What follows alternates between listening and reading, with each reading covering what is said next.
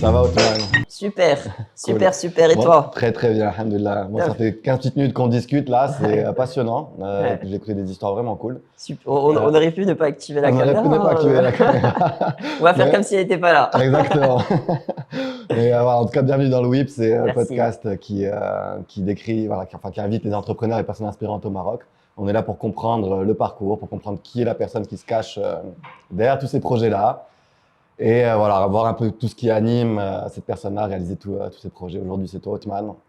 Génial. Tu es sur le banc des accusés. On est on Allez. est prêt à démarrer. Donc, oui, pour Work in Progress. Bah, super, en tout cas, merci beaucoup pour l'invitation. Je suis très content d'être là. Bah, je suis très content de te recevoir. Ça fait un moment qu'on se connaît maintenant, depuis, comme on le disait tout à l'heure, depuis 2014. Ouais, Donc, tu étais 2013, venu pitcher, 2014. 2013-2014, tu étais venu Ouais, pitcher Infinitable, ouais, qui était ton premier projet en rentrant au Maroc. absolument.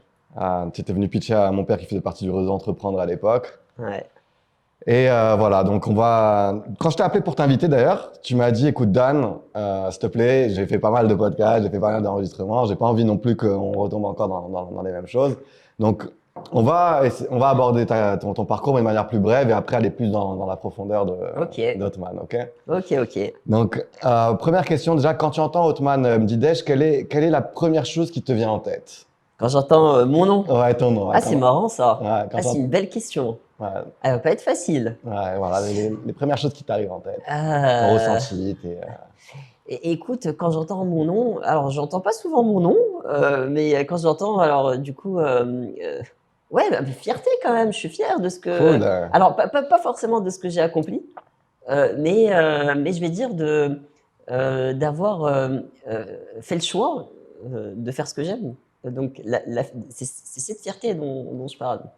Donc oui, quand même de la fierté.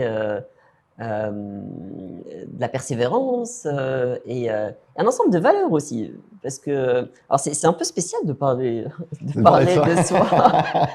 Écoute, c'est un exercice pas facile, mais je trouve que tu le fais Ouais, très bien. Et c'est vrai que d'avoir cette capacité à te dire, oui, je suis fier de ce que je fais, c'est quand même un step qui est énorme dans une carrière d'entrepreneur, je pense. Ça fait partie du chemin pour arriver à. ah bah ouais, faire ce euh, qu'on aime, ça c'est évident, ça ouais. c'est sûr. Donc, fierté, persévérance. Vas-y, excuse-moi. Les valeurs, les Les valeurs. valeurs. Je crois que les valeurs, parce que euh, j'ai eu la chance qu'on m'inculque dans la famille et dans les différents environnements dans lesquels j'ai grandi et vécu. J'ai eu la chance qu'on m'inculque, je pense, de bonnes valeurs. Et ça, j'en suis très fier et très reconnaissant à toutes les personnes avec lesquelles j'ai grandi et où j'ai pu acquérir ces valeurs. Et Donc c'est je crois lesquelles que les je suis un valeurs gars du de coup? valeurs. Quelle valeur, quand tu dis Waouh. valeur, c'est quoi exactement pour toi? Alors, il y en a plusieurs. Alors la première, je vais dire l'honnêteté, la transparence. Ok. Ça, pour moi, c'est des choses qui sont importantes et qui nous servent autant professionnellement que personnellement. Donc c'est une valeur très importante, la confiance. C'est quelque chose d'important pour moi aussi. Bon, la confiance, on m'a appris à ce que la confiance ne puisse pas être rompue.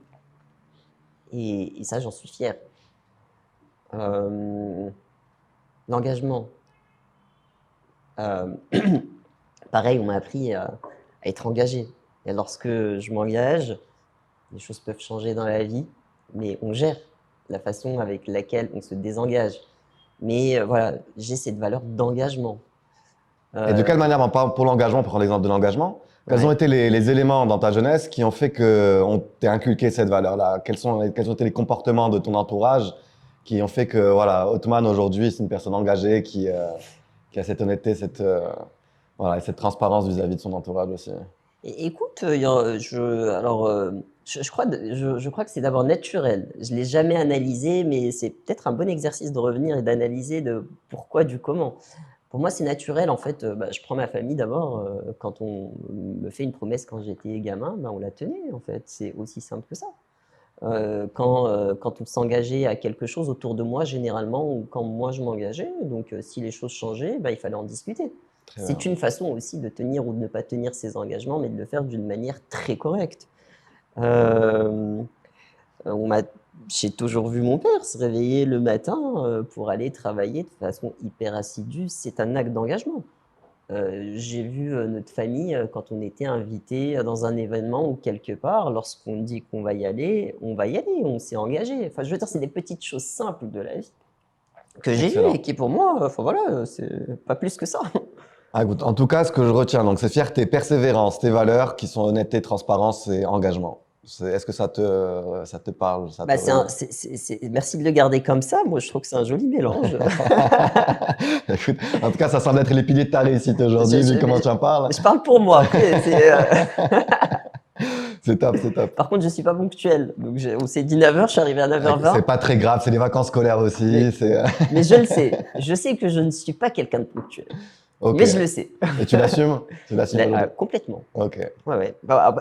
J'essaye d'être le plus ponctuel possible.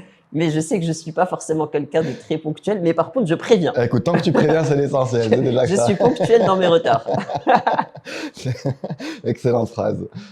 Alors, Otman, juste pour resituer un peu, donc, pour refaire ton parcours, donc Infinitable, de quelle année à quelle année, si tu veux, en fait, je vais te laisser le faire. Tu me dis, Ouais. en gros, le nom de la boîte, les années où tu as exercé Mhm. et la mission principale de l'entreprise. D'accord. Voilà, donc un petit peu Alors, comme un petit CV express. ok, Infinitable. Alors, retour de mes études supérieures, donc 2013 jusqu'à mi-2015. Ok, Ensuite, je crée InfiniWeb qui est. Alors, Infinitable, c'est une start-up de la food tech. Donc, c'est un semblant de la fourchette adapté aux spécificités du marché marocain. Voilà, c'est pour le clair. résumer. Ensuite, je crée InfiniWeb. InfiniWeb qui est une agence web par opportunité. Parce que voilà, j'ai eu l'opportunité de vendre du service. On m'a demandé d'acheter du service dans le marketing digital. Ok. En gros, ouais, j'ai écouté un peu aussi, j'ai lu un peu des petits articles et j'ai écouté Ouais. des petites vidéos sur toi. Donc, en gros, tu as des Infinitable, tu as fait du marketing digital, en gros. Enfin, tu as fait de la création de contenu, vidéo, etc. Voilà. Et tu as commencé à vendre, du coup, ces services-là que tu avais développés chez Infinitable pour normalement servir Infinitable. Tu en as fait un autre business, en gros, c'est Ouais, ça? en gros, sur Infinitable, alors tous nos surtraitants, qui étaient les restaurateurs à l'époque, et on arrivait à une centaine. Il y en a plusieurs qui aimaient beaucoup le contenu qu'on faisait et la façon avec laquelle on tenait le marketing Ok, digital de Infinitable et pour eux à l'intérieur d'Infinitable. très bien. Donc, eh ben, ils nous ont demandé d'acheter ce service et pour eux directement et de le faire pour eux en dehors d'Infinitable. Donc, au lieu de créer une offre Infinitable là-dessus, tu as créé InfiniWeb qui t'a permis Alors, de faire ça. on l'a fait sur Infinitable, mais on a commencé à avoir de la demande sur d'autres secteurs d'activité Ok, par recommandation. Et donc, à un moment donné, bon, ça a grossi un peu et la question s'est posée, bon, on crée une agence web parce qu'en plus, ça fait du chiffre. Ça nous fait gagner notre vie, contrairement à la start-up. Donc voilà, c'est pour ça que je dis pas opportunité. Et donc, création d'InfiniWeb. InfiniWeb, alors, je dirais fin 2015, début 2016, jusqu'à mi-2018. Donc, agence marketing digital. Et ensuite, je décide de m'en aller sur la pente ascendante, donc dans un très bon pic, de m'en aller pour reprendre mon métier d'entrepreneur. Je revends mes parts et du coup, je me cherche un peu. ok, Et je me dis, bon, retour à mes deux amours, les startups et le marketing digital. Et je crée Disruptia, donc depuis 2019. Et dans Disruptia, donc deux métiers, je fais du marketing digital. Euh, à, à valeur ajoutée, donc la grosse différence, c'est que c'est très axé performance. Beaucoup de très bien. stratégie et surtout du marketing digital de performance. Et dedans, ben, je monte en fait des projets startup sur des sujets que j'aime, toujours la passion, et dans lesquels j'identifie qu'il y a une opportunité derrière pour en faire une startup qui pourrait réussir au Maroc et peut-être dans d'autres pays. Voilà. Alors, si je comprends, donc tes clients, aujourd'hui avec Disruptia, tu vas les voir, tu cherches une opportunité digitale à fort potentiel, axée essentiellement sur la performance. Alors, on a la chance, on a la grande chance que. euh, alors, je vais dans le détail des mots. Ouais, ouais, grave. C'est juste, on n'a pas de proactivité commerciale. On a la chance de ne pas avoir Ok, de proactivité commerciale. Souvent, ce sont les clients qui viennent chez nous. Parce que, en fait, c'est un métier qui est très spécifique et dans lequel il commence à y avoir beaucoup de maturité dans les moyennes et grandes entreprises au Maroc. Donc ces gens-là, ces entreprises, quand elles font du marketing digital, elles ont besoin d'un apport dans la partie performance qui soit bon, étudié. Et ça, toutes les entreprises de marketing, toutes les agences de marketing digital ne se sont pas spécialisées là-dedans. Donc souvent, les entreprises qu'on accompagne ont déjà une agence de communication, une Mais agence c'est quoi? C'est du digital, on de va dire com du méta, de digital. la création de contenu, des choses plutôt Oui, classiques, c'est ça? alors je vais t'expliquer ce que Ouais. c'est. Et donc dans ce cas-là, donc ils se disent, bon, sur le marché, ils demandent, souvent c'est comme ça que ça se passe. Alors, qui tu peux nous recommander, avec qui on peut travailler et avec qui ça va bien se Hmm. passer. Et donc on a la chance qu'on est souvent recommandé, on n'est pas beaucoup à faire ce métier ici, et donc on a on a un pipe entrant de business. Donc quand ils viennent nous voir, souvent, et c'est fait exprès, j'ai pas de démarche proactive pour garder une taille d'équipe pas très grande, donc une dizaine de collaborateurs, c'est très bien, largement suffisant pour continuer à faire le métier avec passion. Très Parce que bien. plus ça devient plus compliqué, pas par manque d'ambition, ou alors le grossir, mais toujours rester dans la partie passionnée. Alors du coup, qu'est-ce qu'on fait dedans? La première des choses, c'est que euh, on sait écouter. On sait écouter. On écoute le client.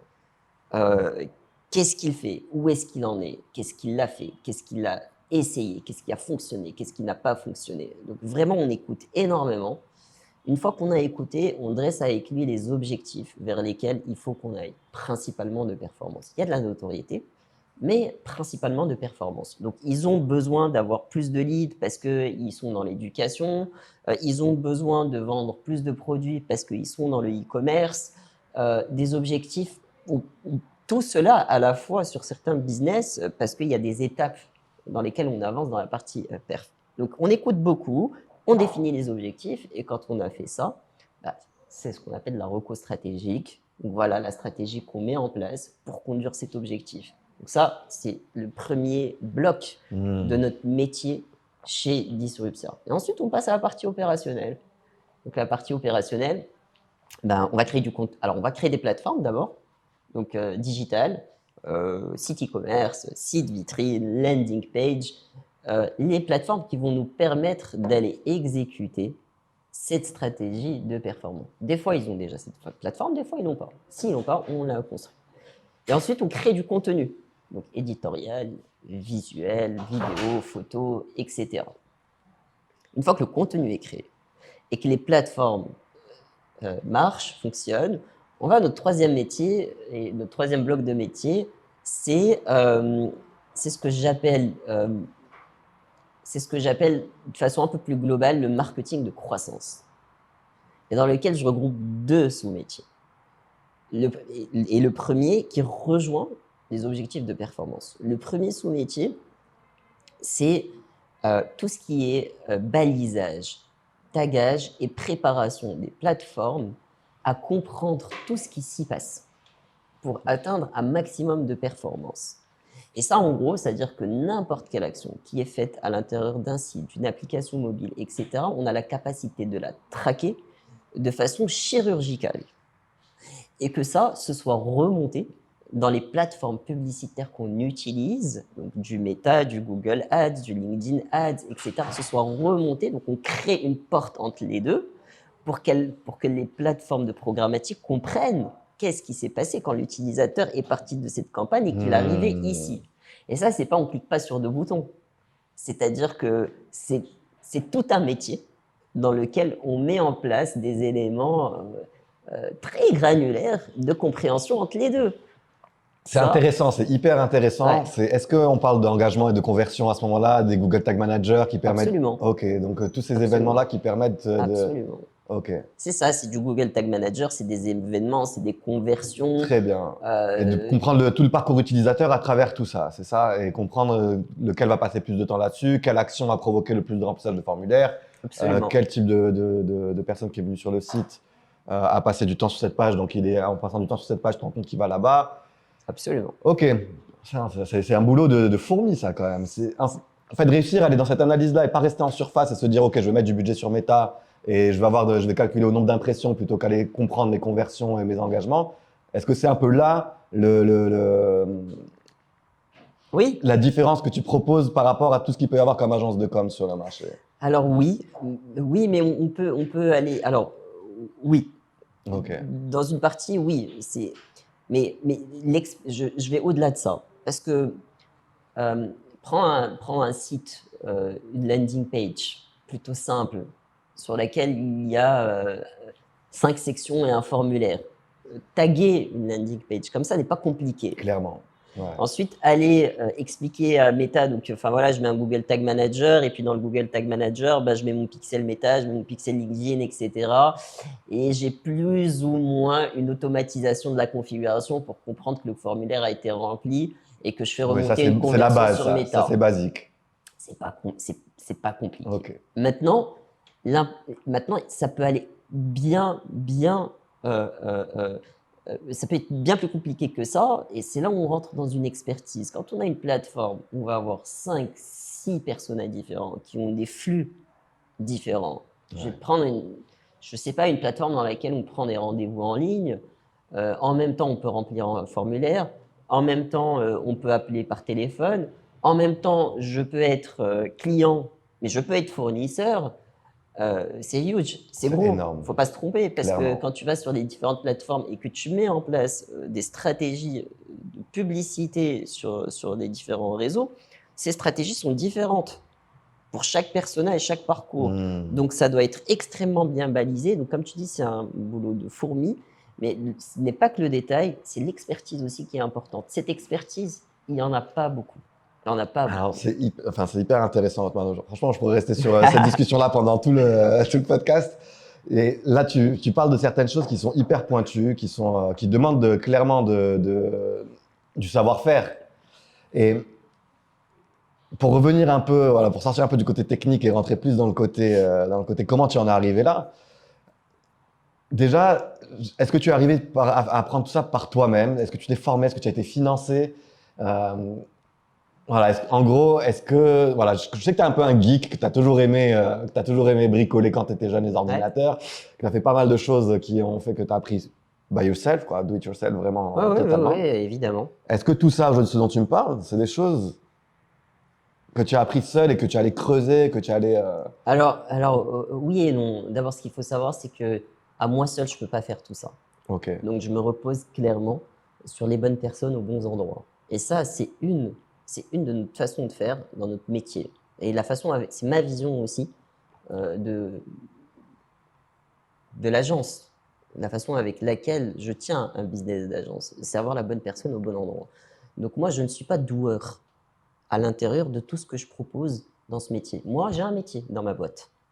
Mon métier dans ma boîte, c'est d'être stratège. Je ne suis pas growth marketer ok, dans très mon bien. métier, à l'intérieur de ma boîte. Mais j'ai les excellents profils de growth marketer qui font ce job. Alors, est-ce que je le comprends? Oui, évidemment. Je le comprends très bien. Je suis capable d'en faire une partie technique. Et il y a une partie technique que je ne suis pas capable de faire. Si j'ai demain à l'apprendre, ça me ferait très plaisir de l'apprendre. Ok, Mais c'est pas mon métier. très bien. Et j'ai beaucoup plus de valeur à aller vers d'autres choses et mon métier de base qui est celui d'être entrepreneur plutôt que d'aller apprendre de la technique. Mais effectivement, mon profil fait que je m'intéresse beaucoup aux éléments et il n'y a rien dans mon métier que je ne comprenne pas et que en plus je puisse me permettre de vendre alors que je ne comprends pas. Donc même s'il y a des doueurs et les bonnes personnes aux bons endroits, je comprends à tous les niveaux et j'ai un avis critique Ok, dedans. Et c'est la raison pour laquelle aussi les clients viennent chez nous, parce qu'ils viennent chez moi aussi, parce qu'il y a ce besoin d'avis critique, autant sur la technicité que sur la partie stratégique ou contenu ou autre. J'espère que je réponds à la question. alors, tu réponds à la question et ce qui serait intéressant, en fait, c'est de faire un parallèle un peu avec ta début. Enfin, je sens que tu parles avec beaucoup d'expérience là. Je sens que tu as accumulé un bagage, le fait de pouvoir dispatcher les tâches, etc. Mais quand tu démarres en tant qu'entrepreneur avec Infinitable, par exemple, Mm. est-ce que tu as aussi cette notion de chacun son métier, Non. Non. voilà, c'est un peu de comprendre un peu cette transition de comment tu arrives de Infinitable où tu es doueur, clairement. Ouais. Tu apprends, j'imagine, à faire du montage vidéo, tu apprends à faire pas mal de choses pour pouvoir limiter les frais. À aujourd'hui te dire finalement, non, je suis un entrepreneur et un entrepreneur, c'est délégué. Donc, là, on a quand même deux notions. Est-ce que Infinitable, c'est être entrepreneur? Est-ce que Disruptia, c'est être entrepreneur? Et quelle est la différence entre ces deux types d'entrepreneuriat? Ok. Bah, écoute, j'ai- pour répondre à une partie de ta question au départ, je n'ai jamais été financé dans aucune de mes Ok, aventures, dans aucune de mes aventures entrepreneuriales. Euh, euh, on a eu j'ai eu dans Infinitable, j'ai eu mon associé qui s'est joint euh, en, en participant au capital de l'entreprise, ok. autant que moi. Ce qui fait que, enfin Donc, voilà, c'est pas du financement. c'est pas du financement, c'est pas une levée de fonds, enfin voilà, enfin on avance. Maintenant, j'ai jamais été financé. Toutes les boîtes et tout ce que j'ai réussi à construire, ça reste quand même modeste. Ce que j'ai fait comme aventure entrepreneuriale et comme taille de business, ça a toujours été avec du chiffre d'affaires. On s'est toujours développé avec du chiffre d'affaires et jamais de levée de fonds. Et ça implique effectivement de faire plusieurs métiers soi-même parce qu'on n'a pas d'argent en fait. Et le premier, donc au démarrage avec Infinitable, bah, en fait la problématique c'est même pas posée, il n'y a même pas eu de réflexion là-dessus. Pour moi c'était évident et je me rendais même pas compte que j'étais en train d'apprendre à faire 5 ou 6 métiers en même temps et que je les faisais. Enfin, c'était évident pour moi. Je réfléchissais même pas, tu vois. Donc oui, j'ai appris énormément de choses à les faire tout seul, bah, à faire du design. Je design, je web design, euh, je, la partie achat média, etc. Tout ça, j'ai appris tout ça parce qu'on n'avait pas de sous. Alors ça, c'est la première partie de la réponse. C'est être obligé de le faire tout seul parce qu'on Hmm. n'a pas de sous, mais c'est aussi être inconscient et ne pas savoir qu'il y a d'autres façons d'aller faire tout ça. Bah, en l'occurrence, en ayant un peu plus d'expérience, se dire, bon, bah, on peut avancer plus vite en partageant le risque financier et au final aller chercher quelqu'un qui va déposer un peu de sous et qui va faire qu'on va avancer plus vite. Bon. Et ça aussi, bon, de toute façon, quelqu'un qui finance fait beaucoup plus confiance à quelqu'un qui a de l'expérience là-dedans que quelqu'un qui vient avec Hmm. une aventure. Et surtout, on parle de 2013, on ne parle pas de Clairement. 2024. C'est plus la même aussi au Maroc au niveau start-up. À l'époque, on était des extraterrestres. Donc c'est pas, Ah ouais, vous étiez voilà, vraiment précurseur pour le coup. on n'était pas beaucoup, hein. On n'était pas beaucoup et on ne faisait Clairement. pas confiance. Et surtout avec l'argent, enfin, voilà, Il n'y avait pas encore la mentalité de j'investis dans des boîtes en attendant de voir qu'est-ce que ça va donner, quoi. Mais surtout pas dans la tech et dans Ouais. l'innovation, Hmm. et à juste titre. Quand tu vois l'aventure Infinitable, honnêtement, quand je vois aujourd'hui, je me dis, mais parce qu'on est allé à un moment donné, on était, bah c'est bon, on a dépensé beaucoup de sous, toutes nos économies, on a donné beaucoup d'énergie, mais ça nous rapporte pas de sous, on vit pas. Et à un moment donné, bah, on va lever des fonds, allons-y. Mais quand tu te rends compte, quand je reviens maintenant sur l'histoire, je me dis, mais heureusement que ces gens-là n'ont jamais financé.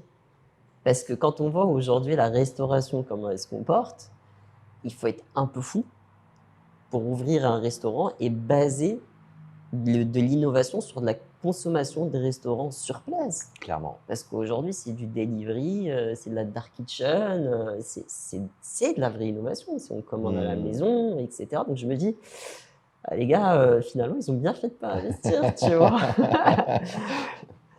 Et toi, d'arrêter à un moment donné aussi. Et bien sûr, évidemment. Ouais. Bon, après, il faut aussi que l'entrepreneur soit pas entêté et pas trop bête, pas trop imbécile pour s'engouffrer de plus en plus alors qu'il n'y a pas de À porte quel de moment tu sortie. te dis, mon business, ça y est, je give up, c'est sûr qu'il n'y a pas de. Est-ce que tu as toujours ce doute quand même, te dire, Tain, peut-être quand même qu'il y avait quelque chose derrière ou... Hmm. Aujourd'hui, tu en es sûr parce que tu as vu comment le marché a évolué. Mais quel est ce tipping point, quoi? Dan, tu sais, quand tu gagnes pas ta vie pendant 2 ans et demi, c'est difficile, hein. Hmm. Pas difficile matériellement. Pas difficile matériellement. Euh, Psychologiquement, c'est très difficile. Se dire, bon, il faut que j'avance, quoi. À une étape supérieure, j'arrive pas à lever de fonds. Je j'ai 100 restos dans le truc. Hmm. J'ai fait un parcours incroyable. Technologiquement, on a une super techno, on a une super plateforme, les gens nous suivent, mais il n'y a personne qui a envie de continuer à payer ce service. Les gars, ils atterrissent à Paris ou à New York ou à Londres, bah, il n'y a pas de problème. Ils commandent sur la fourchette, ils commandent sur OpenTable, mais ici, ils veulent pas. Voilà, bah, c'est Je naturel, ouais. je vais pas, enfin, je vais pas leur changer leur logiciel, les gars, ils veulent pas ici. Donc, je gagne pas ma vie, il faut avancer à autre chose. Et c'est tout. C'est quand même assez fou parce que quand comme tu me dis ça, c'est assez particulier. C'est-à-dire on est beaucoup à aller faire nos études à l'étranger et en revenant avec des idées qui semblent être des idées de génie, en nous disant, voilà, ça se passe là-bas, donc ça va se passer ici et je vais réussir à le faire et peu importe ce qu'on va pouvoir me donner comme feedback. Ouais. Et on a tendance à beaucoup négliger le marché marocain, le fait qu'il ait son identité, ses propres propriétés, Ou pas. ou pas, c'est-à-dire, Ou qu'il n'y ait pas de règles du tout aussi, parce que oui, il y a cette possibilité aussi, ouais, c'est vrai. Ça, c'est peut-être pas vu dans ce sens-là. C'est-à-dire qu'il n'y a pas de règle du tout dans le sens où, dans quel sens tu l'exprimes exactement? le comportement, les habitudes comportementales du Marocain sont complètement incompréhensibles. Donc, on ne se comporte pas comme on est, c'est tout. On peut les établir comme étant une règle en tant que marketeur au final, mais c'est quelque chose dans laquelle c'est une règle où il n'y a pas de règle en fait. Ce que je veux te dire, c'est que pour te comporter en tant qu'acheteur sur un marché, on va aller sur le principal élément, c'est le pouvoir d'achat, ton revenu. Oui, Mais on est dans un pays où l'habitant ne se comporte pas selon son revenu et son pouvoir d'achat. Il se comporte différemment. alors je suis d'accord avec toi, tu as la partie revenu, tu as la partie quantitative aussi. C'est-à-dire que, aussi en termes de revenus, pouvoir d'achat important, il n'y a pas non plus énormément de monde. Comment tu arrives à... En fait, en projet B2C, c'est pas évident dans le sens où tu te retrouves avec euh, un produit qui plaît à première vue, parce que enfin, tu peux avoir de l'attraction, mais tout de suite en scalabilité, tu te retrouves hyper freiné. Ah, oui et non. Oui et non, parce que on était dans l'alimentaire. Le, le- je crois que c'est toujours le cas. Mais à l'époque, il faut savoir que le, la principale dépense de loisirs du Marocain, c'est la restauration. C'est pas le cinéma, c'est pas le théâtre, c'est Hmm. pas le voyage, c'est la restauration. C'est la sortie à l'extérieur au restaurant. Ce qui veut dire que le Marocain dépense, alloue une part importante de ses économies de loisirs en allant bouffer à l'extérieur. Partant de ce principe, t'as pas de problème. C'est-à-dire qu'il y a assez de matière pour faire en Très sorte que bien. ces gens consomment ton service. Ce que tu leur proposes, c'est d'aller là où ils ont l'habitude d'aller, mais de payer Mais moins paye moins cher. cher, ouais, clairement. Enfin, je veux dire, Mais là où ils ont l'habitude d'aller, les gens n'ont pas envie que les clients payent moins cher non plus, quoi. C'est ça la problématique aussi sur laquelle tu es tombé. redis-moi. Les restaurants concrètement ou les restaurants que tu as essayé de démarcher, peut-être aussi n'étaient pas prêts et réceptifs à... C'était le cas. Alors, Ok. je te parle de 2013. À l'époque, 2013, on avait. Alors, qu'est-ce qu'il y avait sur le marché? Il y avait Misette, et Oui, qui était un peu comme nous. Il y avait Misette. Il y avait à l'époque, ça s'appelait pas Jumia Food, mais ça Hello s'appelait Food. Hello Food. Ouais. Et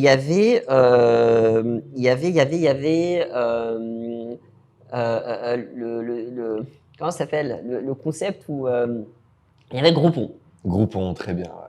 Là, ça avait fait du bruit, américain. hein. Ça avait fait du bruit, Groupon, à l'époque, hein. Et je vais te dire que, pour répondre à ta question, le plus gros du travail, et comme toujours, c'est d'avoir la supply. Clairement. La supply, alors ces trois, ils avaient tous dans leur plateforme, ils avaient des petits restaurants de coin de rue. Quand je dis ça, c'est pas pour dire, c'était des bons, c'était du fast-food. Ah ouais, très bien. Pas parce qu'ils s'étaient positionnés sur le fast-food, parce que le marché, la supply, ne leur faisait pas confiance, pas parce qu'ils ne devaient pas leur faire confiance, mais parce que la supply n'était pas sur les restaurants plutôt haut de gamme. Au début, tu me parlais donc de Disruptia, que tu avais différentes activités à l'intérieur, dont une qui est de créer des startups en interne. Et que c'est dans ces domaines-là que tu prends du plaisir au quotidien, vraiment. Enfin, c'est du business plaisir, on va dire. Absolument. Du Ouais. business plaisir, c'est bien trouvé. J'aime bien Ouais. c'est du business plaisir. Magnifique. Donc, Et est-ce que tu peux nous parler un peu justement de ce monde-là, de start-up en interne que tu es en train de créer? À quoi ça consiste? Quels sont ce type de start-up? très bien. Comment tu avances là-dessus? Alors, je vais surtout parler de projets innovants. Voilà, Très bien. plus que de start-up, Très de bien. projets innovants qui, in fine, peut devenir effectivement une start-up si elle a une scalabilité. Et ça, Ok. c'est une réflexion business. Alors, je parlais de la création de choses innovantes, et c'est la partie plaisir, et qui, pour moi, ont du sens, parce que quand on les crée en interne, c'est selon aussi ma vision. Et c'est important aussi d'avoir une vision quand on conduit n'importe quel projet. La création d'une entreprise ou la création d'une innovation, c'est important d'avoir une vision. Alors, le premier, le premier projet innovant de disruption, ça a été un projet bénévole en plein Covid, qui a été.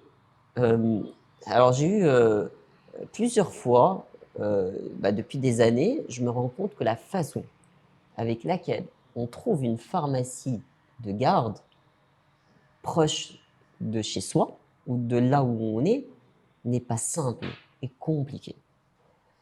Et qu'on peut arriver à une meilleure façon d'avoir l'information et d'arriver au résultat de trouver la pharmacie de garde, on peut y arriver très facilement en fait. Donc je me suis dit, mais tiens, pourquoi pas repenser. Donc là, tu parles de géolocalisation en gros, c'est ça? Tu es géolocalisé, tu cherches. Exactement. Ok, très Et bien. c'est aussi simplement que ça. Ok. En gros, on s'est dit, mais je me suis dit, mais pourquoi est-ce qu'on ne refait pas la façon avec laquelle on va trouver la pharmacie de garde? Il faut que j'aille à la pharmacie fermée, je regarde le papier.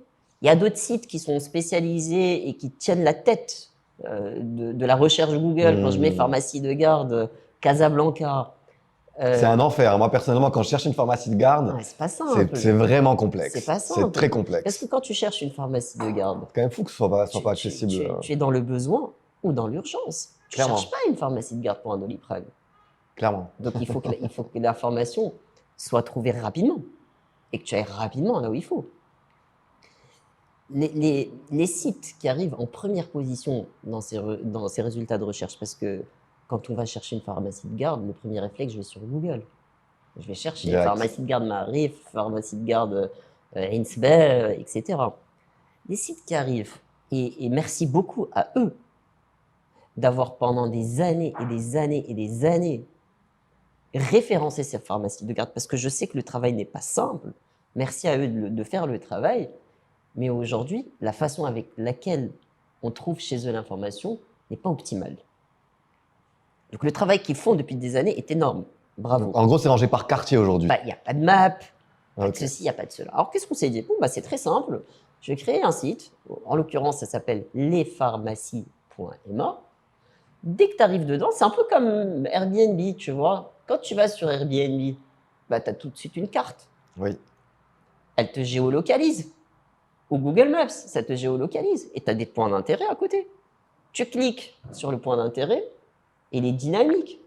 Tu peux faire des actions. C'est pareil. Et quand tu arrives sur lespharmacies.ma, tu donnes l'autorisation qu'on te géolocalise. Tu es géolocalisé. Tu vois sur la carte ton point. Et autour, les pharmacies de garde ouvertes en temps réel. Uniquement celles-ci. Ça ne sert à rien que je te montre quelles sont toutes les pharmacies qui existent sur Casa. Juste les pins des pharmacies ouvertes en temps réel. Très bien.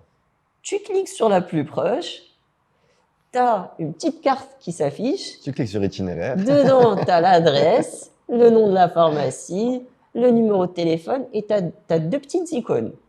Une, c'est Waze, l'autre, c'est Google Maps. Si tu es à pied ou si tu es en voiture. Tu cliques sur Waze. Tu as Waze qui s'ouvre avec l'itinéraire. Tu cliques sur Google Maps, tu as Google Maps qui s'ouvre avec l'itinéraire. Et on l'a fait. Oui, clairement, ce qui est compliqué. que tous les internautes recherchent aujourd'hui, la simplicité, quoi, en gros. Techniquement, la création d'une plateforme comme ça n'est pas compliquée. On a mis un peu de sous dedans, bénévolement. On a mis du temps pour la faire, avec des gens talentueux qui l'ont fait. Mais c'est pas compliqué, c'est pas complexe. On l'a construit en l'espace de peut-être 3-4 mois. Maintenant, la complexité dedans, c'est de mettre à jour. Pour plusieurs raisons. Ça change chaque semaine? Ça change chaque semaine. Ok. Ça dépend. Ça dépend des régions, ça dépend des quartiers, ça dépend des villes. C'est pas fluide. Ok. Si je viens le résumer, c'est pas fluide. Et c'est pas fluide dans le sens où là où on dépense le plus d'énergie depuis 3 ans à faire ce travail, bénévolement, parce que je pense que ça sert.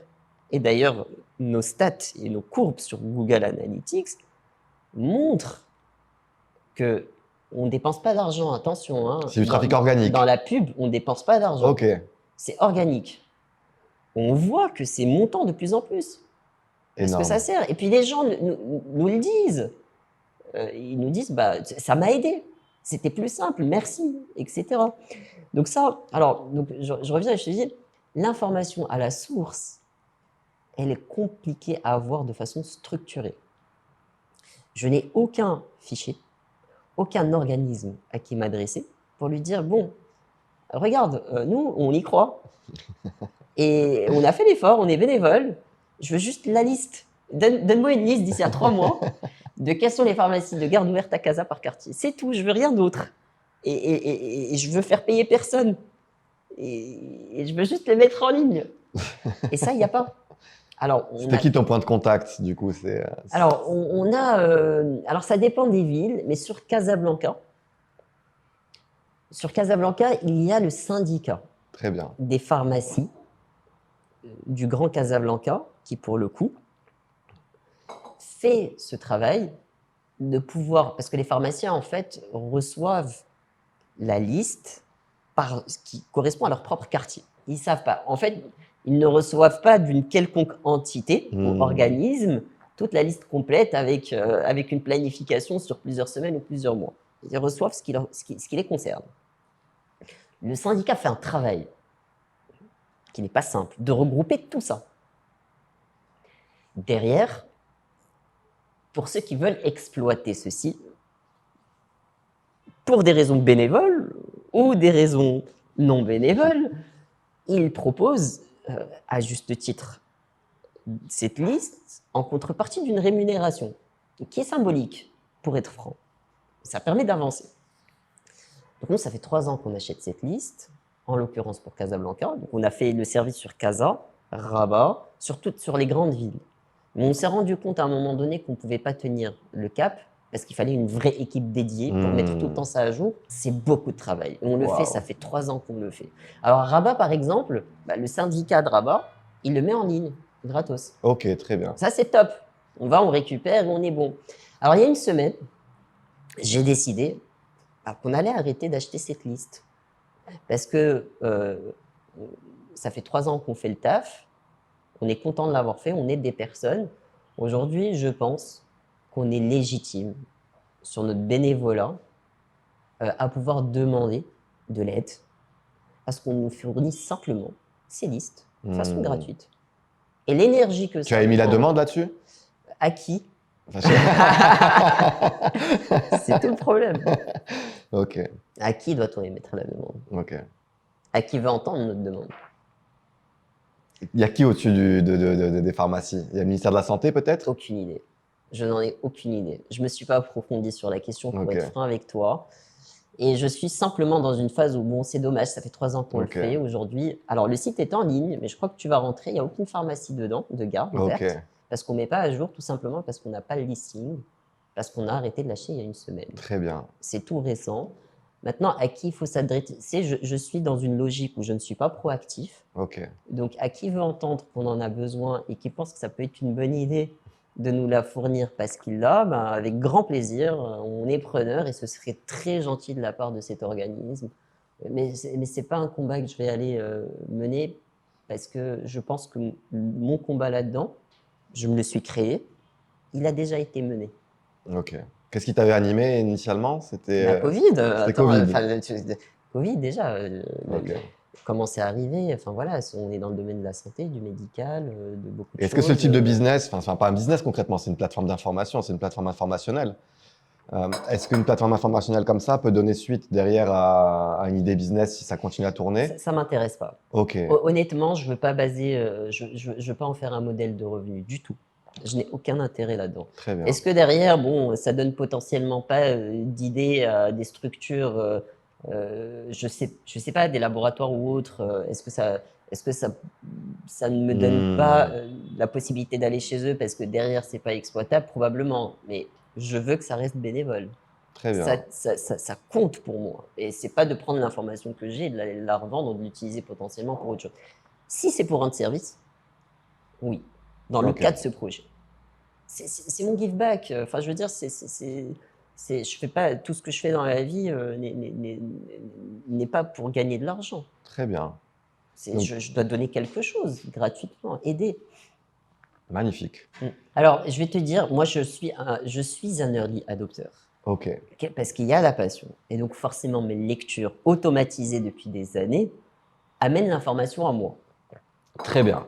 Dont je vais te dire, Waze, j'ai été utilisateur depuis peut-être 2008, 2009. Donc, très peu de gens connaissaient. Wow. Les gens ont connu Waze quand il a été vendu à $1 milliard à Google. C'est là où les gens ont connu Waze.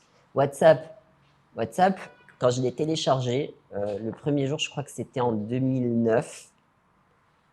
Je crois que j'avais un seul contact qui avait WhatsApp dessus. Pour te dire. Énorme. Enfin, tu vois, regarde, WhatsApp. Aujourd'hui, c'est même pas. Aujourd'hui, c'est impensable, ouais, clairement. Je suis early adopter. Ah, ok, très et bien. c'est-à-dire qu'à partir du premier jour où j'ai installé ces applications, c'est pas parce qu'elles étaient vides, qu'il n'y avait pas de communauté autour, que je les ai désinstallées. Je les ai gardées parce que j'ai vu que ça m'apportait malgré tout. Très bien. Et la deuxième personne qui était sur WhatsApp dans ma liste de contacts, parce que je vivais à Londres à l'époque, c'était mon papa à qui j'ai dit installe-le, ça va nous permettre de nous appeler gratuitement. Énorme, Ouais. énorme. Et depuis, on l'a jamais désinstallé tous les deux, tu vois. Excellent. Alors, il y a ça, donc je suis toujours early adopter, donc je suis très ouvert à la tech, à l'innovation, aux choses nouvelles. Maintenant, comment moi je réagis face à ça? C'est génialissime. Un chat GPT, est-ce que je sais avant tout le monde? Ça peut arriver dans le cas de WhatsApp, dans le cas de Waze. J'utilise un peu avant toutes les personnes qui ne sont pas forcément passionnées de tech et d'outils, parce que j'aime les outils innovants. Mais je vais te dire, un chat GPT ou autre, quand même, c'est tellement énormissime que non, je fais pas partie d'un réseau qui sait avant tout le monde, tu vois. Non. Les earlyadopters.ma, non, il n'y a pas de. Non, ça aurait été, ça aurait été plutôt sympa. Mais j'aime, je suis très ouvert à l'utilisation de ces nouvelles choses en innovation. Je vais te dire, je peux même te donner, par exemple, l'année où je crois que c'était en 2014 ou 2015, où Facebook à l'époque était extrêmement utilisé comme l'est aujourd'hui Instagram. Je vais te dire, ils sont passés d'un emoji où il y avait que like à plusieurs réactions. Tu te rappelles la date? Rien que ça, je vais te dire, ouais, parce que c'était une façon de s'exprimer sur un réseau social, parce qu'un réseau social est fait aussi pour s'exprimer et non pas seulement pour regarder. On nous a donné la possibilité de nous exprimer sur des émotions rapidement sans forcément devoir à l'écrire. C'est vrai. Ça, je vais te dire, j'étais content. Enfin, c'est tout petit. On va pas jusqu'au chat GPT qui aujourd'hui nous facilite tous la vie professionnelle et personnelle et dont je suis très content. Alors pour mon business, ma vision fait et mes habitudes font que pour moi, la base d'une réussite et d'une scalabilité, qu'elle soit petite ou grande, passer à un autre niveau, il faut des process, il faut une méthode. Sans ça, tu peux arriver à rien. Et les outils servent à ça. Mettre un process, automatiser ce process, le faciliter. Avec un fond de méthodologie, tu as tous les outils pour réussir à avancer dans ton business, à le scaler et à le rendre, j'ai envie de dire, à enlever les points de danger, qu'ils soient humains, qu'ils soient matériels, quelque danger que ce soit. C'est la meilleure façon. Donc moi, comment est-ce que ça m'aide? Oui, parce que d'abord, toutes ces innovations sont structurantes. Elles peuvent rentrer dans l'automatisation, dans les process et dans la méthode. En l'occurrence, un chat GPT. Et peut-être il rentre à tous les niveaux. Après, il y a énormément d'outils. Effectivement, il y a énormément de choses. Il y a tellement de choses qui peuvent aider qu'on peut s'y perdre. il faut avoir la bonne source d'information et faire confiance aux autres qui sont arrivés avant et qui utilisent. Ce qui veut dire que, bah, écoute, je suis entrepreneur, donc là, je démarre. J'ai quelqu'un, donc un cofondateur qui est passionné comme moi et on veut avancer ensemble. On a réussi à driver avec nous un graphiste et une autre personne qui crée du contenu. Bah, tout ce petit monde doit communiquer quelque part. Donc la base, d'abord, c'est la communication. Ok. Ensuite, on a tous des tâches à effectuer. Donc il faut que j'aille trouver un outil de gestion de projet qui nous permette de communiquer ensemble. Je vais tout simplement aller à la recherche de l'information sur est-ce que je vais utiliser Trello, est-ce que je vais utiliser Asana, est-ce que je vais utiliser quelque chose qui est arrivé en fait et voir la simplicité, toucher, Ok. y aller, utiliser, etc. Il y en a pas un qui est meilleur que les autres. Il faut toucher un peu, il faut tester, prendre la décision de l'utiliser et surtout pouvoir autour de soi faire utiliser. Alors autour de soi, quand je parle d'une équipe, donc Bien sûr. faire adopter le truc avec une équipe. Maintenant, se donner, il y a des plateformes dans lesquelles qui sont très très bien pour tous ces outils et dans lesquelles il y a des entrepreneurs dans la tech, dans l'innovation, qui sont très actifs et qu'on peut voir donner des avis positifs sur les différents outils Ok. innovants et on peut s'inspirer là-dedans. Alors, je peux te dire, tu as Product Hunt qui est Je excellentissime. note. Ok, très bien. Tu vois, dedans, c'est communautaire, c'est super. Et chaque semaine, tu as les outils qui viennent de sortir sur le marché. Tu vois, avec des petits pouces, ceux qui ont le plus de pouces, les commentaires, etc. Excellent. Il faut juste aller aux bons endroits. Après, tu as des plateformes type Capterra qui, pareil, qui est très fiable quand il s'agit d'outils, de logiciels, etc., où tu peux tout de suite voir est-ce qu'il est adoptable ou pas cet outil.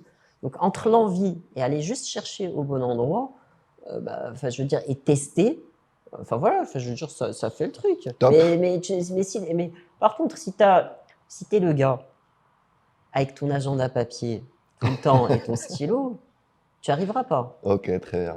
Je veux dire, Et est-ce que pour toi c'est indispensable justement cette partie tech aujourd'hui elle est indispensable dans la vie d'un entrepreneur ou Ah il peut rester avec son agenda papier et réussir à ça dépend si t'es rédacteur, si t'es le seul métier, c'est faisable. Maintenant, non, Dan, j'y crois pas. Ok. Moi, personnellement, Ok. ça dépend des métiers, mais dans la plupart des métiers dans lesquels maintenant il y a une grosse dimension tech, j'y crois pas. Ouais, aujourd'hui la tech est indispensable pour pouvoir s'aligner quoi. Je pense. Ok. Top. Otman, dans la peau d'Otman, me dit Desh, ok. Petite question Ouais, pour comprendre un peu la journée type d'Otman. ouais. Déjà tu arrives en retard le matin au boulot, tu arrives à l'heure. Ah, eh ben, pas mal, pas mal. Alors, la journée type. Alors, je suis un lève-tôt. Ok. Pas par choix, je me réveille tôt. Sans que il y a une alarme quotidienne, mais je suis debout très tôt. 6h30 du matin, généralement, je Cool. suis déjà debout. Mais parce que je dors tôt aussi. En Tu es au fait, lit à quelle heure?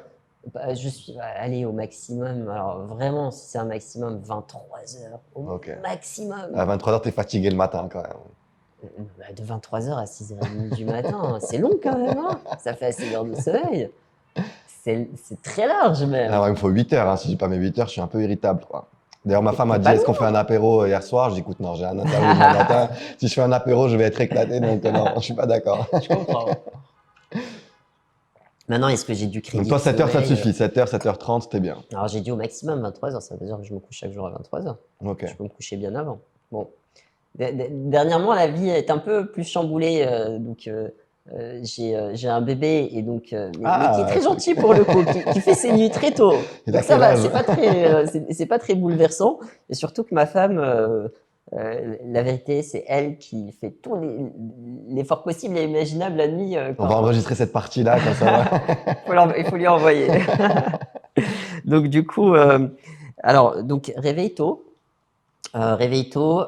café tout de suite. Ok. Pas de petit-déj. Depuis Ok. des années, je n'ai quasiment jamais pris de petit-déj. Je prends le petit-déj que quand je suis en vacances. Très bien. Qu'est-ce qui se passe aux infos? j'ouvre mes mails, je rédige mes premiers mails, je réponds aux mails auxquels je dois répondre avant que ma journée commence parce qu'il y aura beaucoup de sollicitations tout au long de la journée. Donc, je décongestionne un peu les sujets. Je change la première couche du matin au bébé Donc ça, c'est ta maintenant. mission du matin, du coup? Ouais, je me la suis imposée. Au moins ça. J'ai mon petit moment paquet cadeau entre ma petite et moi. Magnifique.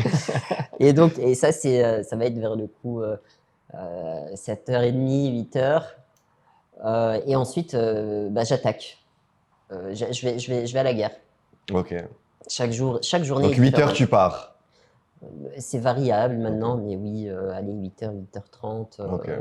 Ah, c'est cool, déjà, 9h, allez, je bouge au bureau.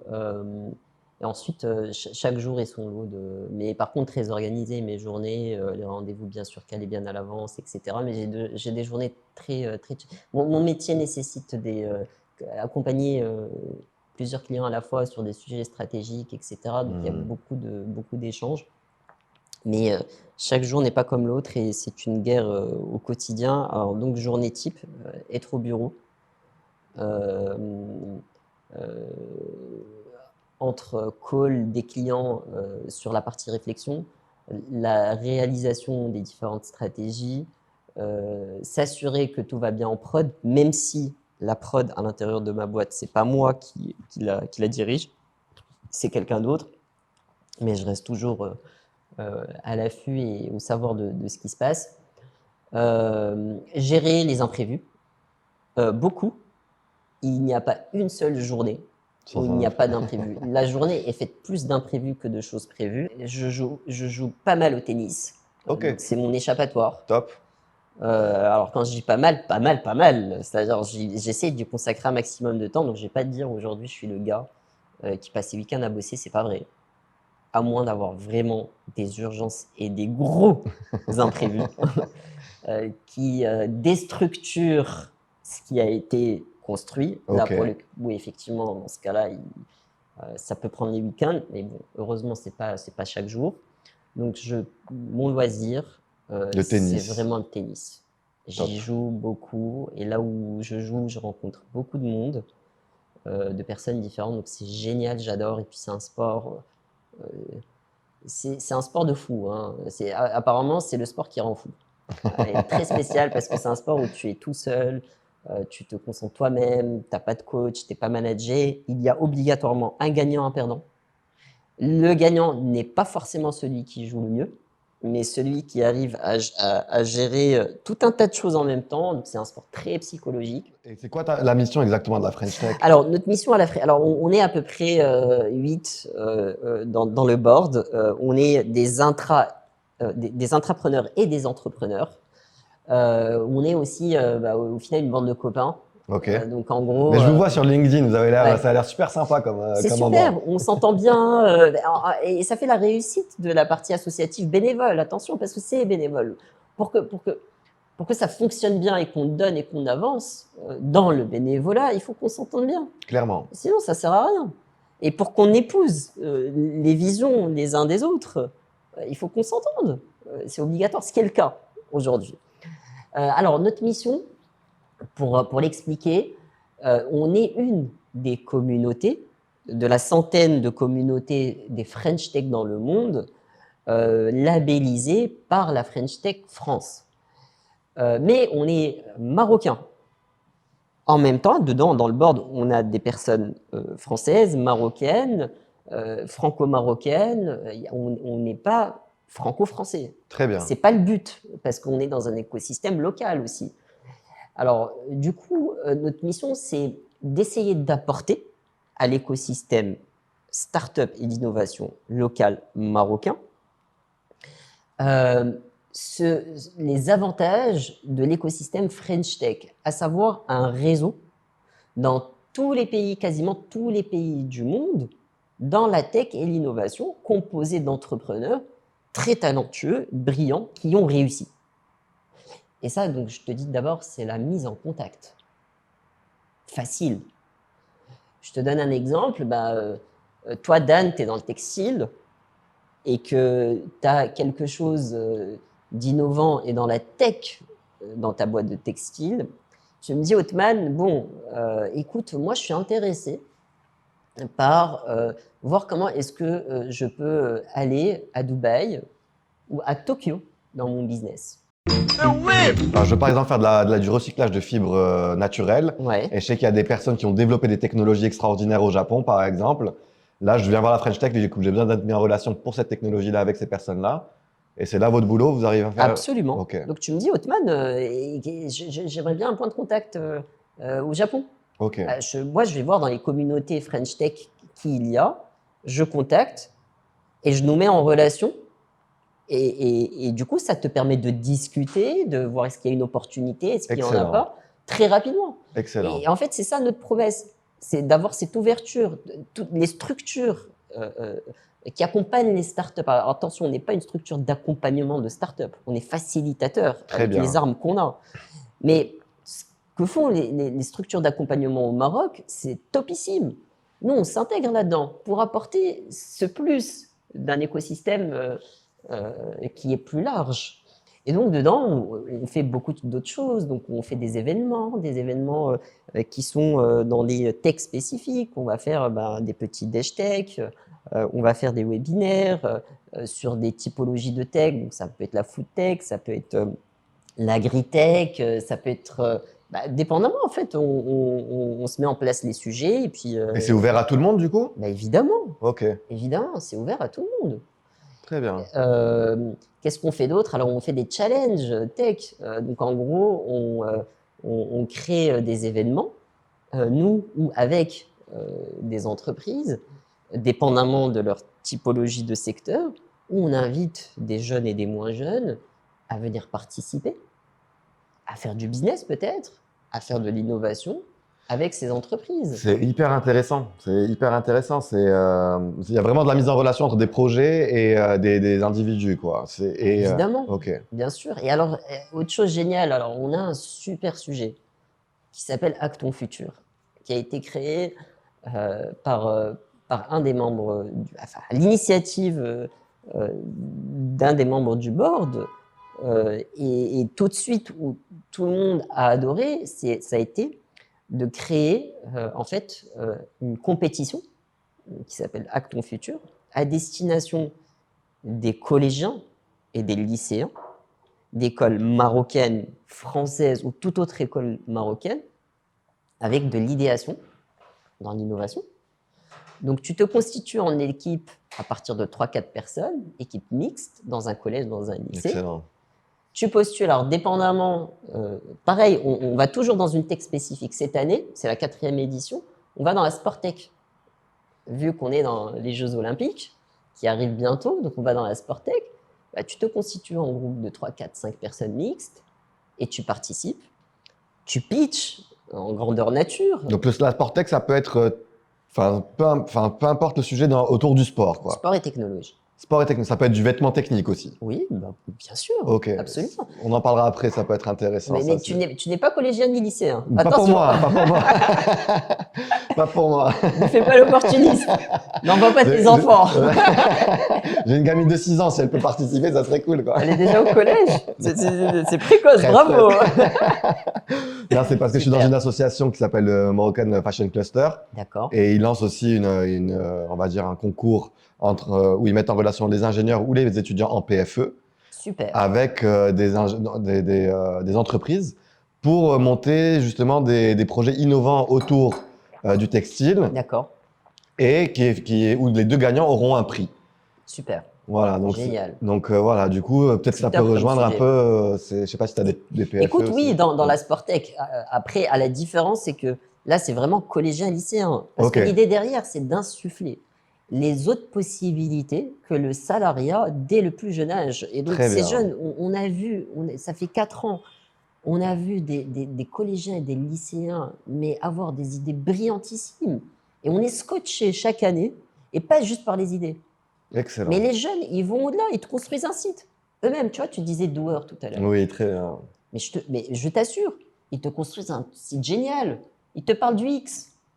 Incroyable. Et il y en a qui te balisent. C'est vrai qu'on a l'impression, nous, à notre âge, que c'est quelque chose. En fait, c'est devenu quelque chose de naturel aussi chez eux. Aujourd'hui, ça fait partie du vocabulaire des jeunes qui s'intéressent un petit peu à la tech, quoi. Bien sûr. Ouais. Et ils ont une facilité.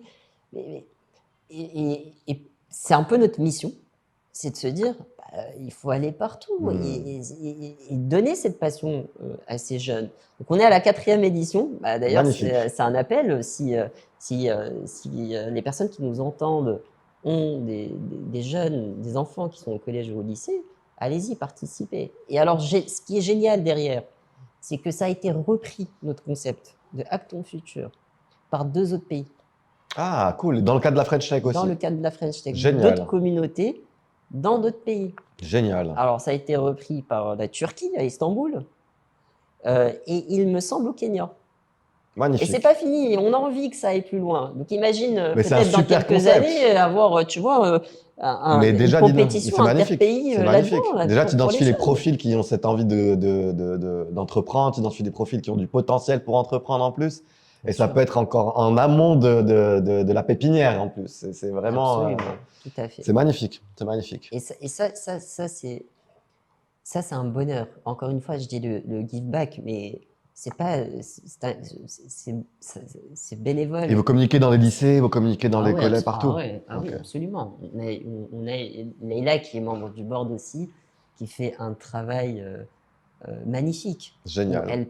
Elle appelle les collèges, les lycées, publics, privés, tous. Magnifique. Elle va les voir, elle les pitch. Une fois, 2 fois, elle est partie dans d'autres villes, je crois, à Tanger, pour aller les rencontrer. Génial. Encore une fois, bénévolement, pourquoi? Parce qu'on est passionné, parce qu'on se dit qu'on a une mission. Et on ne fait pas juste pour avoir la conscience tranquille dans nos têtes, mais parce que c'est évident. Magnifique. C'est évident. Pendant la pause, on va trouver le mot du textile, du coup, c'est la weartech. On peut dire weartech. Ok. Weartech, ça existe. Donc, imaginons, toi, tu es dans la weartech finalement. Donc, tu m'expliques que tu t'attaques à des sujets d'innovation sur de la consommation d'eau pour la réalisation industrielle, etc., de textiles. Très bien. En tout cas, tout ça, ça va être de la weartech. Ok. Tu vas venir, si tu as rempli ce formulaire de la French Tech Maroc, dans lequel on va t'intégrer en tant qu'ami de la French Tech Maroc, et que je sais que tu es dans la weartech, demain, j'ai un event que j'organise, j'ai une discussion, pareil, qu'on organise et qui va toucher la weartech, je vais aller voir quels sont les différents amis de la French Tech avec leur structure, mais aussi avec leur passion et intérêt dans la weartech. Magnifique. Et on va les contacter et leur dire, guys, c'est génial. Venez. Je viendrai te voir pour le coup parce que ça peut plaisir. vraiment nous aider énormément dans le cadre du projet qu'on est en train de monter. Avec grand plaisir. Top, magnifique. Othman, merci beaucoup pour toutes tes informations, c'était vraiment cool. S'il y avait un seul message que tu pourrais passer à toutes les personnes qui souhaitent entreprendre aujourd'hui et se lancer. Foncez.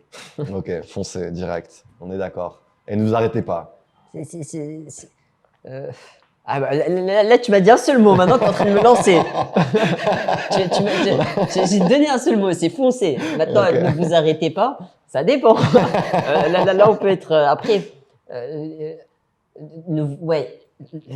alors foncer, il ne faut pas se poser de questions. Il faut foncer. Basta, foncer. C'est mon seul mot. Si un seul mot, c'est foncer. Parfait. Maintenant, il ne faut pas trop s'attarder. Quand ça ne fonctionne pas, il faut aller vers d'autres leviers. Il faut pas trop perdre de temps.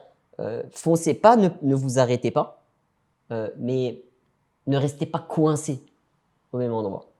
Après, derrière, si tu restes coincé pendant 4 ans et que tu es jeune pendant 4 ans, en attendant, tu t'es marié, tu as 2 gamins, et que c'est plus le bon modèle, fonce vers une boîte qui va t'apporter plus de sécurité. Tu vois, je veux dire, ça dépend des enjeux aussi que tu as derrière, clairement.